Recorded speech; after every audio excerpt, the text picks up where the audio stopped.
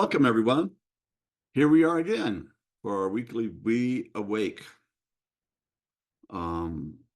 group meditation, where we use one of our ever-growing tracks or products that we create here at WeAwake in order to enhance meditation, enhance brain function, work with trauma, stress, enhance creativity.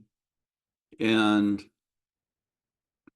one of the things I'm doing in the world right now is doing this podcast called Deep Transformation. And in this podcast, Roger Walsh and I, it's my co-host, we're having this opportunity to do a whole year of like 12 interviews with A.H. Almas, or we call him Hamid.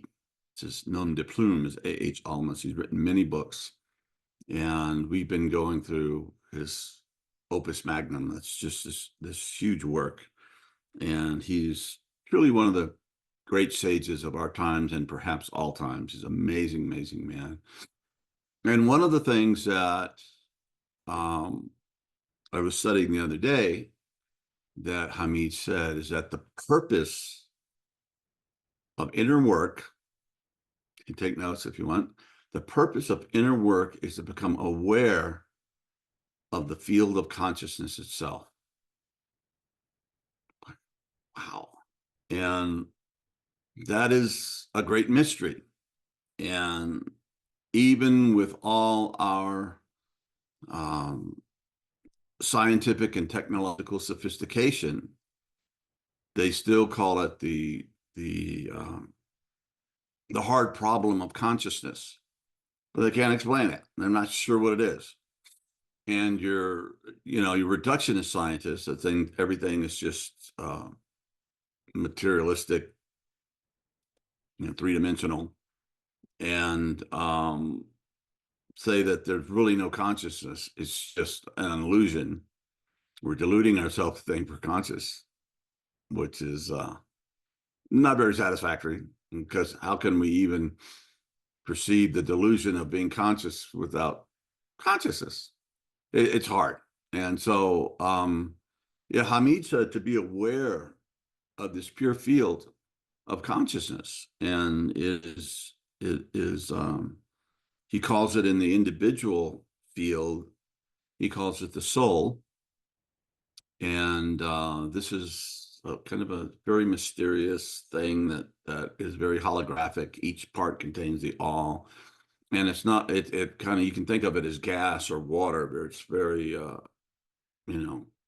flexible or moldable. But unlike water, for example, or gas or any liquid, it's not made up of tiny little particles of atoms and molecules. It's all one thing. It's consciousness itself. So it is the perception of that and the discovery of that and experiencing the presence of that is it's why we do the inner work. That's why we do the meditation. And oftentimes we're flooded with just the contents of consciousness, ideas and thoughts and the the million and one things, that these little devices that we carry with us, that feels like our sixth sense. If you've ever left your smartphone at home and you feel like, oh my God, I'm cut off from the world. Well, just a few years ago, we used to be like that all the time, but now we're connected to everything. So that also arises in consciousness. It is consciousness. It's just the content. But to be aware of even the content as a manifestation of consciousness. And a friend of mine recently, wise friend, told me that the content is the path, which is pretty cool, because normally we think of content as being the enemy. So you can even the things that arise itself are part of it. Emptiness is form, and form is emptiness. as Nagarjuna said, 500 ADE or AE, quite a while. He was one of the maybe the second or third turning in Buddhism. Anyway, he was a great sage. Form is consciousness, the thoughts of the consciousness itself. So to be aware of that. So in this meditation, this is a beautiful track created by Nadja Lin, and it takes us to Delta, which is a very deep meditative state. And it's called In Nature because she weaves into the fabric of the soundscape the sounds of nature as well as the entrainment technology. So it's very beautiful and very powerful. And if you get the whole thing from WeAwake, it's a 1 hour track. But I was convinced that we should only do a half hour because,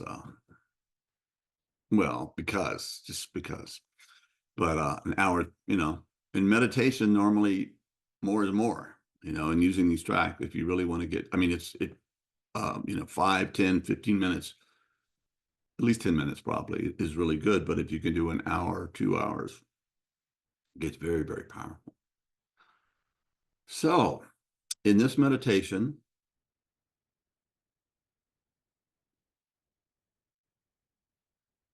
maybe we can just focus on our breath in and out and let the thoughts come up. And they're okay. I don't hold on to them. But look for the substance that the thoughts are arising in. And it's an interesting practice. And the only thing that can experience consciousness, that can be aware of consciousness, anybody out there got the answer? It's consciousness itself. So, and you are that. And apparently this consciousness was there before we were born, and it doesn't completely just exist inside the brain, as the reductionists would like us to believe. But there's so much evidence contrary to that, and so much in our experience, as in when we're thinking about somebody and they call us right there, or we're walking outside and we feel that somebody or something's watching us, we just have that tingling, we know. So it's a mystery, but it can be experienced, and it gets down to ultimate mystery that we can just be in awe, just be aware of. And when we do that realization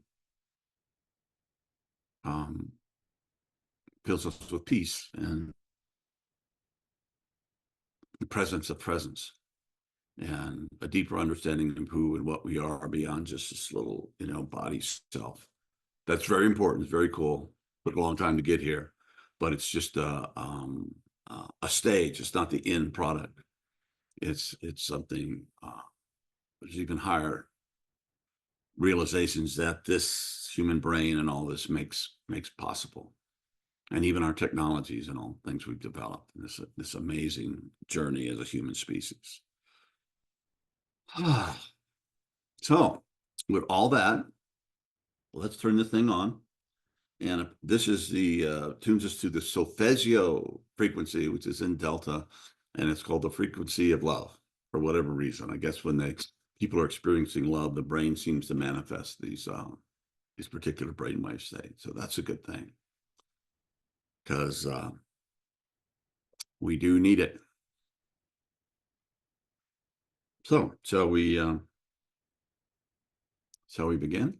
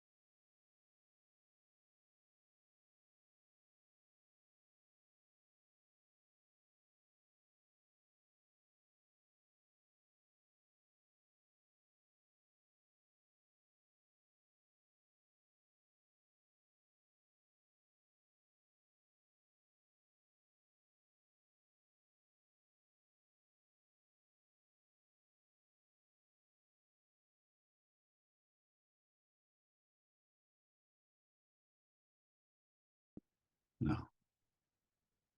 Welcome, welcome, welcome back. Or I don't know if we went anywhere. Or maybe we did. I hope that was good. I think it was a remarkable piece of work that Nadja's given us. Beautiful, very powerful. And yeah, we started talking about the purpose of inner work is to become aware of the field of consciousness itself. Okay. And get into the deepest natures of our being. And,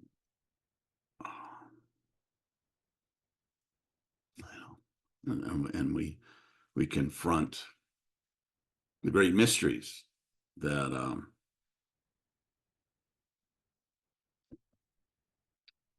science or religion, nothing seems to be able to answer ultimate questions. Like one I love um, is, why is there something rather than nothing?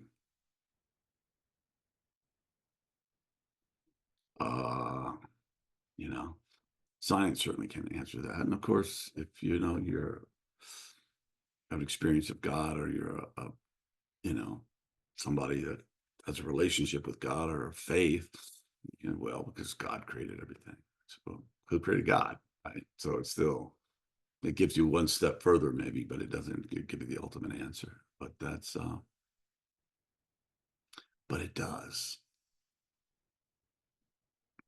And the deeper we go, the more we know, the deeper the mystery gets.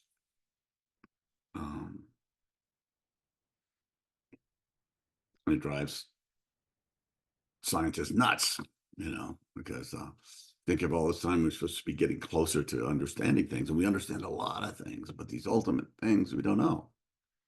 And I'm fascinated. The James Webb Telescope, we have this incredible piece of technology floating out there like 1,000,000 miles from Earth. That's with all these different cameras and devices looking back into the beginnings of time. And they're finding things that are just not supposed to be there, according to what we understood about the nature of things. Like right at the very early beginnings of the universe, there's these huge, highly defined galaxies. What are they doing there? It's supposed to be kind of primitive back there. And then it's supposed to go on in time, and they develop over time. And there they are at the very beginning. So it's like, and that bothers some people because they try to make the data fit their theories when theories should fit the data. And when the data reveals a whole new thing, it's like, okay, here we go again, the great mystery. Yeah. One of the things that science and also the mystics have seen is that basically at the essence of everything, there's emptiness. If you could see the space between the tiny particles that makes up John Dupuy, like 99.9999% of it is just emptiness, just space. Okay. Here it goes. So there's all kinds of theories about that, and none are totally satisfactory like that. We actually create the reality by observing it. There's some validity to that that we found in quantum physics. But emptiness is not nothingness. On the one hand, it's the emptiness from which everything emerges moment to moment. The universe is constantly being Big Bang. I mean, existence every moment that comes from nothing. Wrap your head around that. But one of the really great, amazing things that I've found in studying the different spiritual traditions, and the mystics and the sages and those who have gone, really deeply into this and come back with, a deep experiential understanding of this stuff, such as Hamid and others, is that when we get down to true nature, at basic emptiness, it's not this terrifying existential void of Western psychology sometimes, or philosophy, just nothing. It's just the big pit of nothing, and blah, probably nuts. But what emerges from that is peace, joy, happiness, compassion from the encounter of that. And how does the encounter and the apprehension of emptiness, pure, whatever that thing, how do these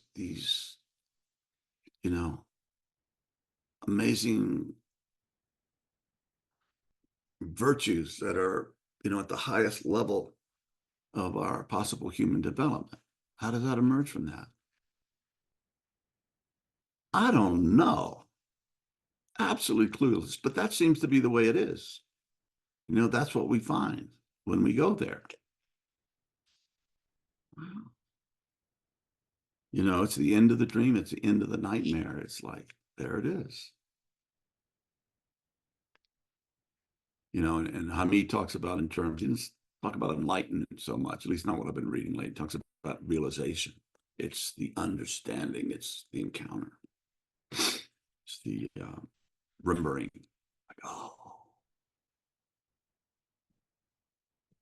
And it's really, really, really good. So that should give us hope. And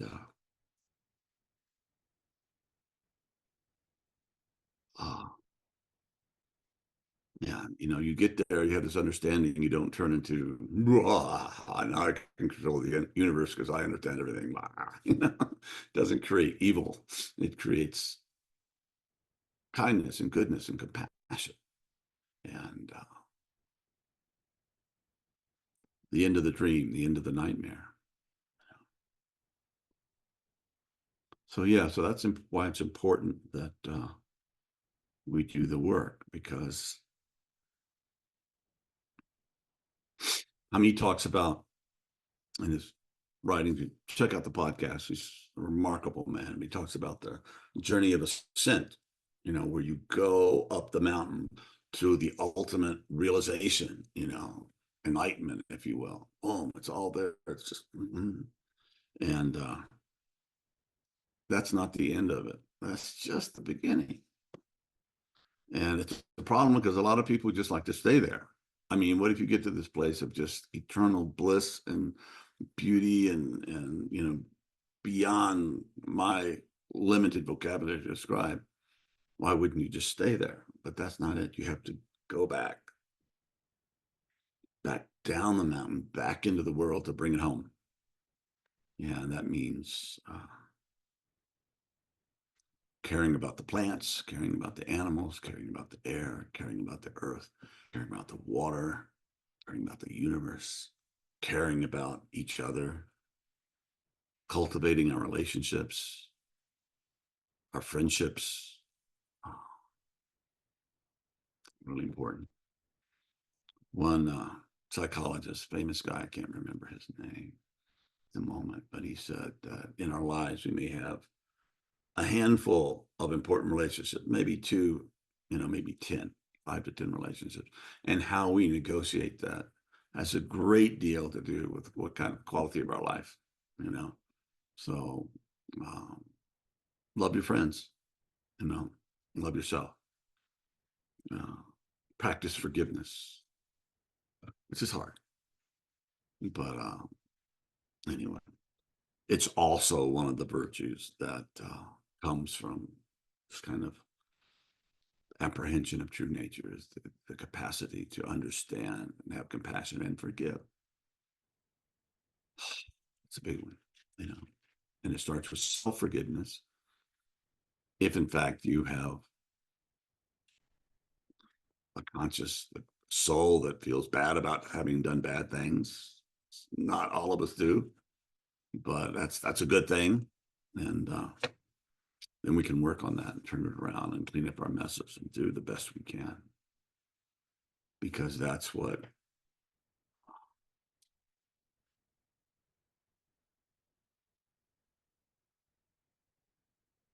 emerges from our encounters with being, with pure consciousness, pure suchness itself.